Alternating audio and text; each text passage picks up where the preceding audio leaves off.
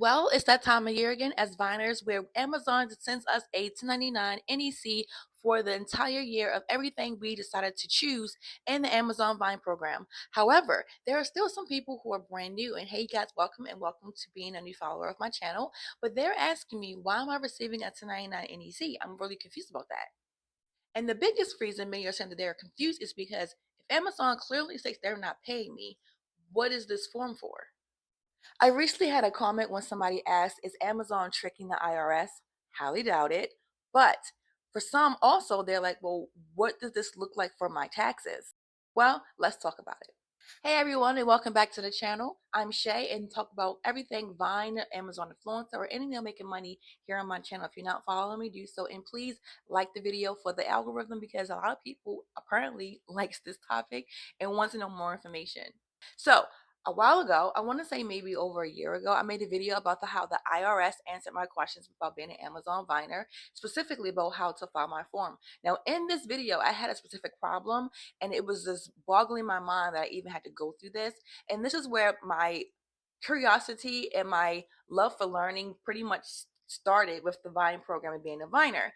And I've learned so much since then about filing my taxes and how this tax stuff works and the issues, the oddness, the weirdness, the question marks that everybody's been having for a long period of time. So I'm pretty set and I'm pretty comfortable in my thoughts and in my opinions about the Vine program. So in today's video, I'm just going to outline and break down some of those questions I had in the personal comment that made this video even possible.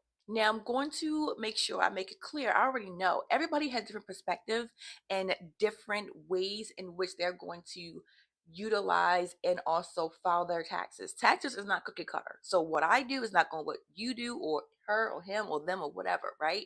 So this is where understanding other people and just seeing what they do can help you see, well, you know what, maybe I can apply that to myself. And that's what I did initially until I start just asking people who supposed to know more than me, and many of them didn't even know half of what I knew. And I had to bring information to them so they can be like, oh my goodness, well, yeah, that makes sense. Or yes, this is this, or this is that. So it's been a roller coaster to say the least. Yes, it is very true that Amazon is not paying us. Now, there are some people who are Viners, and for some reason they want to claim the Vine products as their income. I don't understand why, because Vine themselves in black and white says, we do not pay you. Even anybody can see this because when you log onto the website, at the very bottom is a paragraph that says, we do not pay for these reviews. So for someone to go out of their way to want to make it as compensation, to me, it's only them trying to grapple with how they can better understand it, or someone that may be smarter than them was like, well, you know what? The IRS has this type of ruling in regards to products, so we can put this over here. It just makes more sense to do so. But I personally don't do that because why would I? Like they're not paying me. So I do everything opposite. Always have and probably much will until I leave the program because a lot of crap is happening and I have some videos coming up and I hope and pray this stuff is not true because if it is, we all need to make sure we are thinking twice about the Vine program. So Amazon says on their webpage about taxes that the taxing authority is who they're appeasing by sending out these tax forms to us. However, they don't state who the tax authority is. And I find that very odd because what are you afraid of? Say the IRS, say your locals, say your state, say somebody. Don't just say the taxing authority because we all are going to automatically assume the IRS. And that's what I assume is the IRS. But then when I talk to them and talk to multiple departments on multiple times, and I had my accountant and my CPA talk to them as too because they had people that works in the IRS before Trump came in and dog he did. It's like people was like, what? Huh? Like they had no idea. And initially, this is what got me so confused. As a business outside of Vine, I know that when I receive 1099, I'm going to treat it as a business because it's business income for me, which sometimes depend upon how you are looked at as far as the IRS. Are you a sole proprietor? Are you LLC? Are you a corporation? You will have to pay self-employment tax, which is the worst tax ever because it just adds more money to being to their bucket and less for you. But when most people get this form, traditionally there are two ways. It's to do it as a business where you have to pay self-employment tax, which I highly did not like and did not do. And then I also saw the hobby option, which you have to go through the different prompts per the IRS information on the site, which will have linked down at the bottom. And you just say, you know what, am I a hobby? Am I treating this like a hobby? Or am I going to do this as a business? Now, this is what initially everyone was mentioning was, oh, you got to file an and pay some employment tax. And then I had to start shooting off all the information I knew to debunk what they were telling me. Mind you, these people were supposed to know more than me.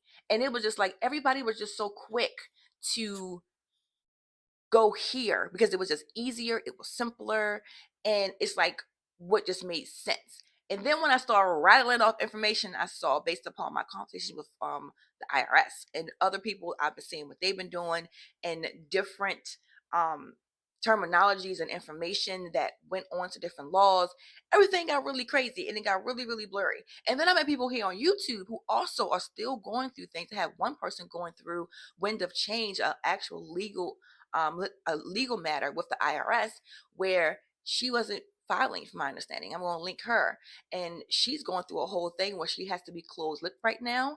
But the IRS is showing, like, again, what she's doing is sort of kind of correct, but they're just trying so hard, whoever she's going against, to like make her the poster child and be real DICKS is. But I just say this part to say, how you do your taxes, you need to make sure you know what you're doing, you have the information to back it up, and you are going to stand 10 toes down, because many people are so afraid of the IRS, and I still don't understand why. And I understand that a lot has been put into the airways for people to be completely afraid and have no information, but I honestly just think people should just get audited. Like, everyone should get their audit cherry popped so that you can see what a true audit is like. And I've been audited before multiple times. I think it's like twice. And I've also had the IRS look over my stuff multiple times and just send me a letter like, hey, this is off. You got to fix this. Like, give me information about that. Or X and Y and Z. It is like, it's never this big boogeyman coming to just gobble up all your money. And maybe years ago it was like that, and so things change. Now it may can go back depending upon who we have in office. Like, everything changes, nothing like the same. But I have not experienced that. And then if you're doing what you should do, you're never going to be afraid. So just do what you should do. If you don't know, ask questions, and don't just feel like I got to fly under the radar because I'm trying to get over. And then when you get caught, you feel like your life is over. Now, the comment that made this video possible, it has stated something along the lines of, Amazon is cleverly positioning this as income to justify sending us a 1099 NEC. But here's the issue. When you receive the form, the IRS now expects you to report it. However, Amazon doesn't even report the NEC forms to the IRS most times, which I found that very weird. And so did everybody who was on my team, was like, what? So it's like, it's always up to us, the taxpayer, to submit information to the IRS, even if big corporations like Amazon don't submit the information. Now, you can be that person. They're like, well, I ain't going to file this because if Amazon didn't send them to them, they ain't going to know, which is true. But then it's like, you don't know if down the road, maybe they just happened to send it because somebody came in there and was like, well, we're not going to do that. We're going to send off these past forgotten 1099 forms. I don't know if that's a thing, and if they can even do that. But if they did and you didn't file, then you're going to be in trouble. And I made it clear, you guys, Amazon is not paying us. I don't care what anybody else who on Vine is saying this to you or what their logic is. Their logic goes against the company that's making and controls the program. I will believe the company, and also I will believe what makes sense to me based upon my research, because just because Amazon has money, people who have money are also stupid sometimes. And people who have money work very hard to keep their money in their pocket and doesn't really care about the things that is going to potentially get them in trouble. Many people have used the language, which I'm not going to say here because I was advised I shouldn't say these certain words because it can spark a big old litigation, which probably should be one. It should be something happening with with everyone in the program about how they're treating these tax situations. Because at the end of the day, many companies want to just break everything, do nothing right, until somebody comes to them and be like, oh, hey, you can't do that. Okay. And they pay a fine and they're fine. They're off the hook. They go about their lives. Where we, on the other hand, we have to deal with all of that because we chose to be part of the program. And yes, it's a choice to be in the Vine program. We all know that.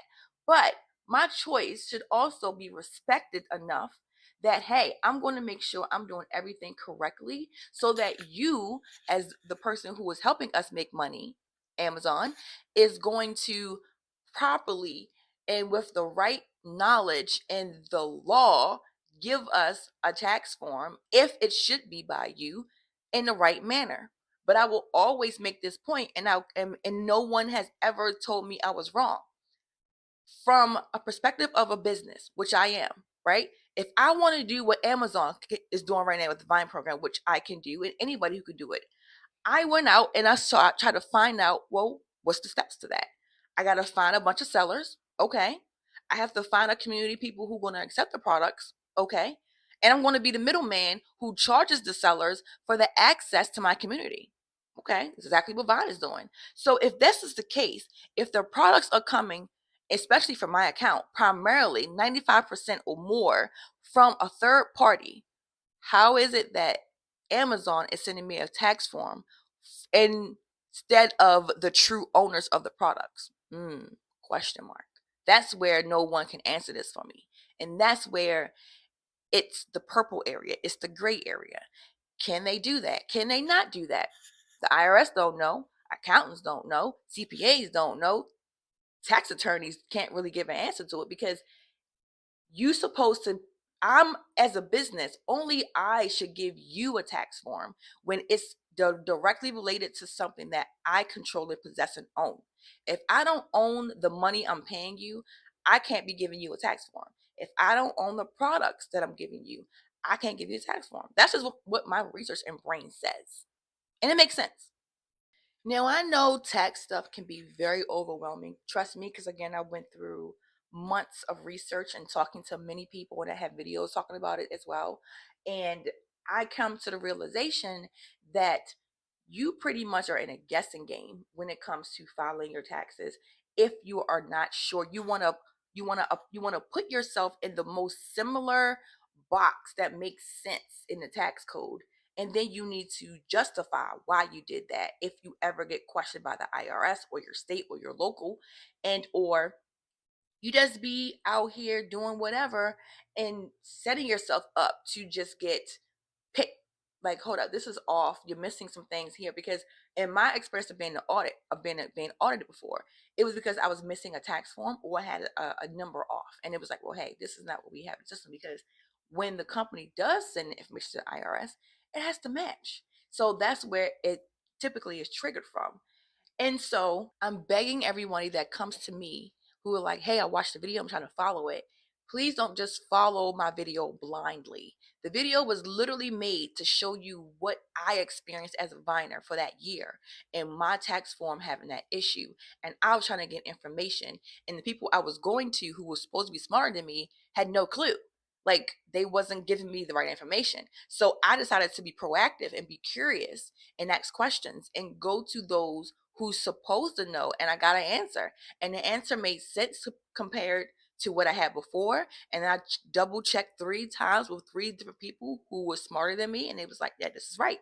So that's why I shared it, because you don't know something unless someone has the experience to share it with you first, and then you can say, oh, I saw that before, let me try it. That's the only reason why I made the video. So, my fellow Viners, as always, the tax year has come with a lot of question marks for many people. And I don't know if this will ever get easier, no matter how many new people Vine bring into the program, because they still make it their business to not really give us any information. We have to do our own due diligence, be curious, and be students to want to learn the basics of law, to hope whoever we choose to deal with our tax situation as a Viner knows what they're talking about and what they're doing. Because I've also experienced people who have, like, they shouldn't even be where they are, and they have years under their belt, and it's just mind-boggling to say the least. But I did want to make one thing clear. Well, not one, multiple. Vine is not paying us. They never have. I don't know if they ever will. Um, we always have the choice to do this program. And if the program is not benefiting you or is also hurting you and your household financially, you need to make a easy choice and get out of this program. And when it comes to needing to figure out what is the best solution for you tax wise, do not just ask one person. I personally don't believe you ask two people. You ask three people, and then you yourself try to do a basic search just to understand what options is there. Because if you don't know what's available to you, and you just take option one, two, or three from people who you are hoping has the right information, the end of the day, it's always going to be your butt that the IRS, local, and state will come after because it's your tax return. I was like, you know what? You can't trust anybody. You have to make sure you know the basic information or you know enough to be like, well, does that make sense? Or how is that possible? You have to be able to ask questions as well. And many people don't really ask questions, and you should, especially when dealing with the taxes and money, because this is where things can get real ugly. And this is where an audit is possibly available. But I stress again, you guys, don't be afraid of an audit. An audit is very randomized from my understanding and from my experience. You can put it on yourself by not filling in the right information or omitting tax forms when they have it in their system and you're not providing it to them as well to match everything up.